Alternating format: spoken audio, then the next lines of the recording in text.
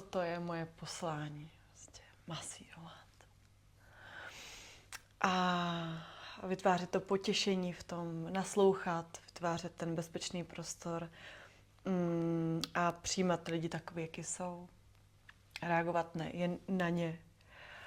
Jsem si vždycky přála dělat něco smysluplného, něco, co mě bude naplňovat, vyživovat a něco, co má smysl i pro ostatní lidi.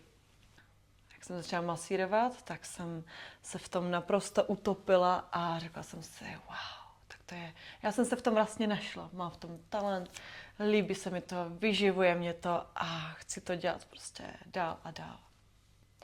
A o co víc, tak se mi líbí a vnímám tam ještě větší potenciál, tak vytvářím prostor pro tantrické masérky i maséry. Vypočuj si náš podcast.